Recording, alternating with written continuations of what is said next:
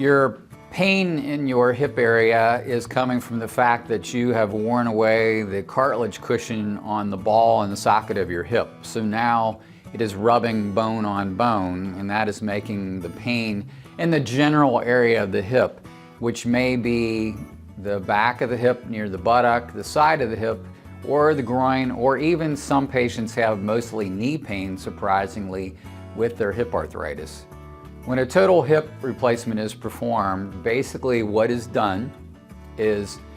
the socket bone is shaped into a nice round shape that accepts a round cup that we then put into that bony socket. Inside that metal cup is a high-grade medical plastic liner, and on the ball side we remove the bad ball and replace that with a ceramic ball that is just the right size to fit in that plastic socket. The ball itself has to support our weight,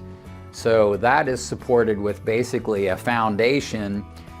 which is called the stem, that goes down into the hollow part of the upper thigh bone to give it support.